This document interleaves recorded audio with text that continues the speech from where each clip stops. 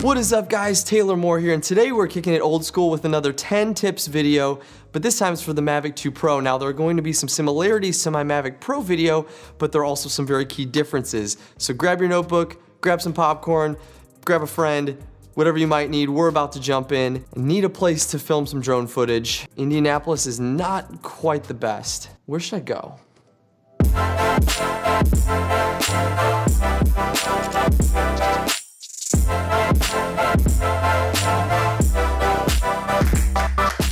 All right, here we go, 10 tips. Tip number 1, when you're buying your Mavic 2 Pro, buy the Fly More combo. The 2 extra batteries you're going to get are an absolute must-have if you're going to be flying for more than 31 minutes.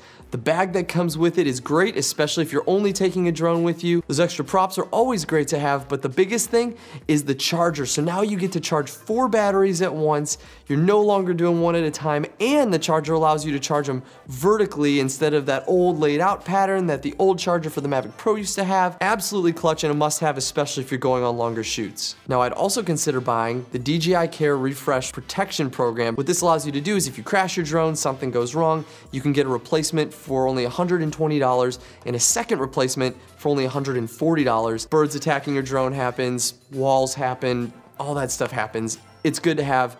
Buy the refresh program. Tip number 2, go ahead and buy a memory card. So surprisingly, this drone does not come with a memory card. I recommend a 64 gig SanDisk Extreme Pro to handle the 4K video sizes and data rate.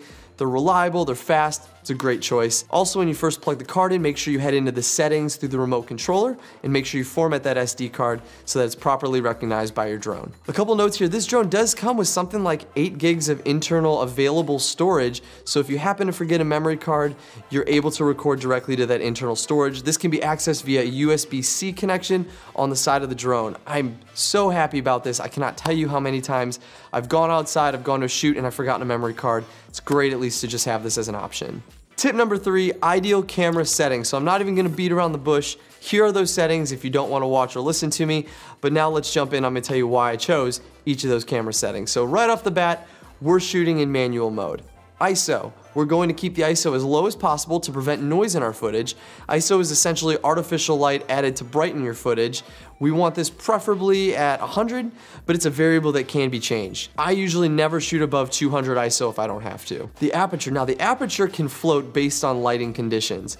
I like to shoot personally between f2.8 and f4. This is the sweet spot for the sharpest videos for this sensor. The image will start to get a little bit softer if you shoot at the higher f-stop, so I try to keep it lower as often as I can. Shutter speed. So we want to set our shutter speed at 1/60th of a second. We're going to be shooting at 30 frames per second, and when shooting at 30, we want to double that to achieve the best cinematic motion blur effect, thus 1/60th of a second.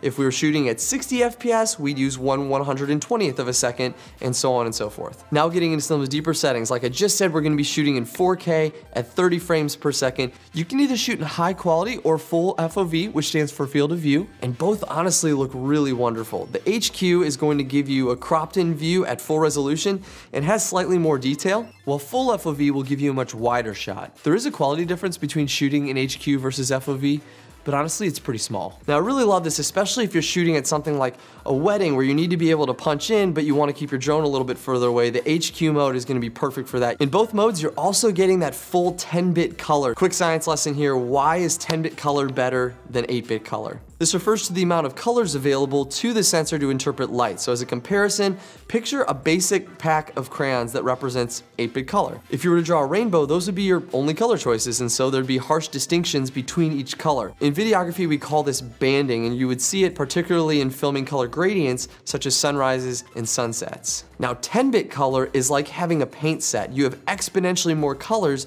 for your camera to choose from, and thus it can reproduce a color gradient without any banding. This also allows for much more accurate color on the whole for your film because your camera has so many more colors to choose from. Okay, science lesson finished. We're going to be shooting in MP4. Now, MP4 allows for better compatibility with both Mac and PC, and there's really no perceptible degradation versus MOV. so we're gonna use MP4. White balance, now I generally shoot with this right at about 5,000 Kelvin, especially when I'm shooting in sunlight outdoors. You should really never be setting this to auto, so if you're flying around, different lighting conditions are going to be changing that internal white balance if it is set to auto, which is going to make color grading later near impossible as it's shifting in the middle of you trying to color grade that footage. Now for my picture settings, I'm shooting 0 for sharpness, -1 for contrast, and -1 for saturation. The slightly flatter image is just going to give me additional flexibility when it comes to color grading later on. Now this next piece is where it gets really interesting. So tip number 4, DLOG-M versus HLG. Now you may be sitting there saying, what in the world is DLOG-M? I don't even know what that is. Really don't know what HLG is. I've never heard of that. Why don't I just put it on normal? That sounds so much easier and sounds like the correct setting. Well, I know a guy who knows a whole lot about this. Yo dude, hey, so I am filming right now and I need an expert to talk about DLOG-M versus HLG, and I figured you might be able to help me out. Okay, what do you want to know? All right, so I'm filming specifically for the DJI Mavic 2 Pro. I'm comparing the DLOG-M versus HLG. I was hoping you could talk about what they are, how they differ. I need some bro science. All right, fine, patch me in. All right, yeah, sounds good. So D-Log and Hybrid Log Gamma are basically two picture profiles that you can choose from to shoot your video in. HLG, Hybrid Log Gamma, kind of has its foot in both color spaces, Rec 709 and the future color space Rec 2020, which we haven't really switched over yet. See, Hybrid Log Gamma, the midtones reside in Rec 709, where the shadows and highlights reside in Rec 2020. And because of this crazy relationship, it becomes very tricky and complicated to color grade. So Hybrid Log Gamma, for the most part, is gonna be useless. It's really created for broadcasters so that they can have a regular picture profile that can kind of live in both worlds as we make this switch over. For the most part, to get the most out of this drone, I would recommend DLOG-M. You're gonna get all 14 stops of dynamic range. You're also gonna get 10-bit color science, and you can really start pushing colors around in post with a few good LUTs. Anyway, that's all I got. Bro science out. I completely agree with everything that Josh said. DLOG-M is certainly the way to go. Oh yeah, one last thing. In order for you to unlock 10-bit, you actually have to use H.265, which you can access in your options. This is a much more advanced codec that allows more efficient compression, so you can actually cram more information in the same memory. Bro, seriously, how are you doing this? Yeah, I hacked in. I had to finish my thought. Anyway, you can see more of this stuff on my channel, Make Art Now. Josh Yeo, out. Well, I can't argue. Everything he said is right. Moral of the story, we're shooting DLOG-M. Tip number 5, gimbal and controller settings. So we are going to fly through these. Stick with me. In the main controller settings for the return to home altitude, I set mine to 50 meters to make sure I'm clearing trees and the tallest buildings in my area. In advanced, under EXP, we want our gimbal to be less jarring and more smooth, so I'm adjusting the rudder down to 15. This is the rotation around the vertical axis. In the gimbal settings under advanced, I set the gimbal pitch speed to 15 and the smoothness to 20. Now these settings get rid of those hard stops in the gimbal, so you're no longer going to have that. It's going to ramp in and ramp out in that motion. It's going to slow it down a little bit. Looks a whole lot more cinematic.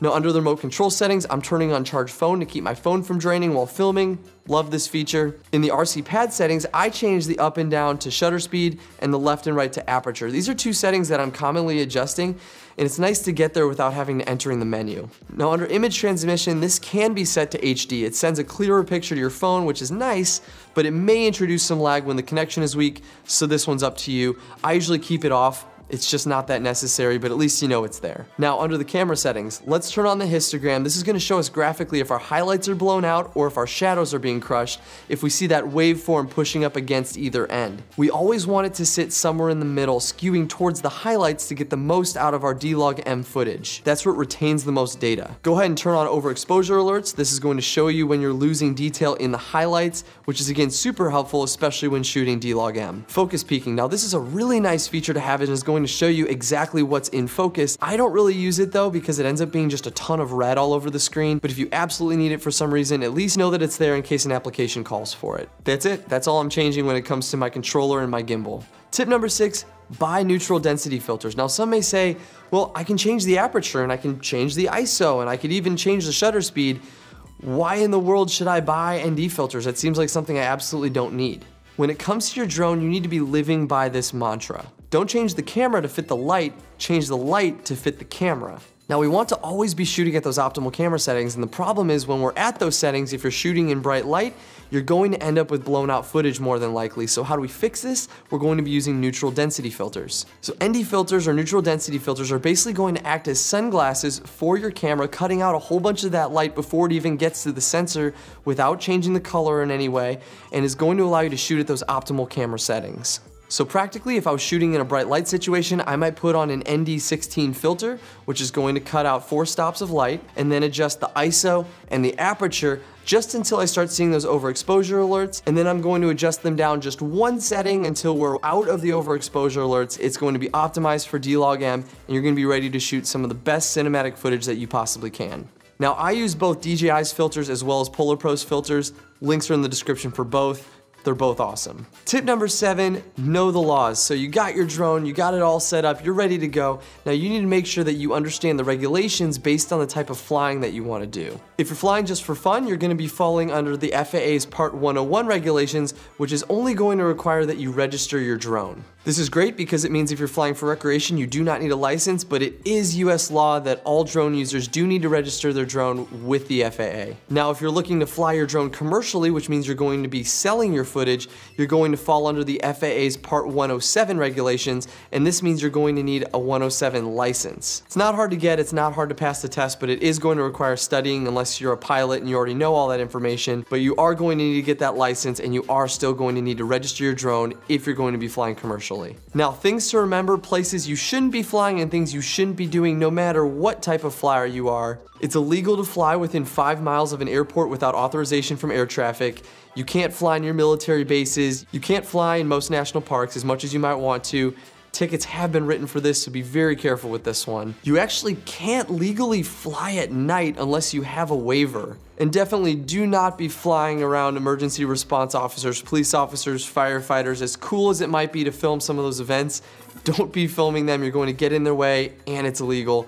Don't film them. Remember too that DJI can see every single flight that has been recorded that you have flown with your drone. So if you fly near emergency response, they have the ability to go in then and see who exactly that was, trace it back to you, fine you, jail you, keep them safe, keep yourself safe.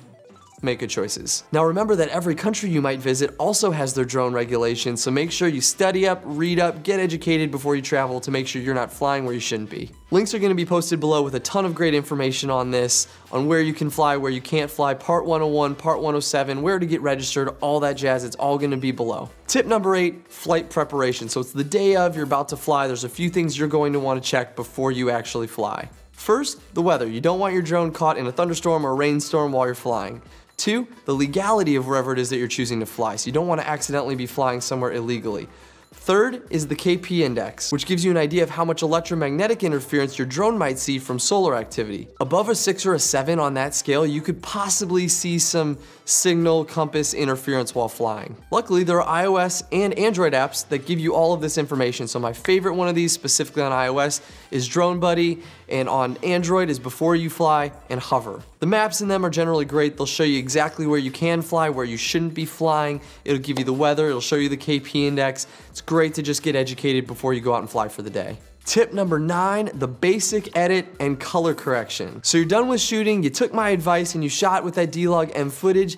Now what do you do with it? So first things first, when I bring those files into my editor, specifically Final Cut Pro for me, I'm going to optimize those, which is going to convert them into ProRes, and I'm going to create proxy files, which allows me to edit on a much smaller file, which allows me to edit without dropping frames. So I'm going to switch first into proxy mode before I start editing. Next, I'm going to open either the color wheels in Final Cut, or in my case, in Color Finale Pro, and I'm going to open the scopes as well, and I'm going to push the highlights and the shadows as low and high as they'll go without clipping. From there, I'm going to jump back into Final Cut's color wheels to adjust the color temperature and the tint to get that white balance spot on. At this point, I might go into the highlights, I might go into the shadows and just make slight color adjustments to get the color exactly where I feel like it's accurate. I might also go into the vectors and change specific colors and actually skew the hue of them if I feel like the color's a little bit off. From there, I might add a vignette, I'll probably add some sharpness, I might chop it up, add a speed ramp to make it more exciting, definitely going to add some music,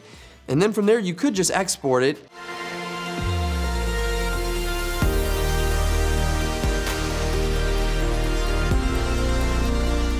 or you could go on to step number 10, which is learning how to use LUTs. And we're gonna use LUTs, also known as lookup tables, to make that footage look just a little bit more cinematic. LUTs, which are basically color presets for your footage, are a quick way to give it that cinematic flair after you've made those color corrections. So you can either use the custom LUT plugin or something like Color Finale Pro to upload a LUT. You can adjust it just slightly so it's not so intense. And from there you have cinematic footage that you're ready to dump into any project. I'll go ahead and link some free ones and some of the paid ones that I like down below, just to give you an idea of a good starting place. And that's it, y'all. Everything you needed to know, from buying your drone to getting it set up to taking that D-Log footage and doing something with it. Thanks for sticking with me, guys. If this was helpful, the best way you can show it is to subscribe to my channel, give this video a big thumbs up, leave a comment below.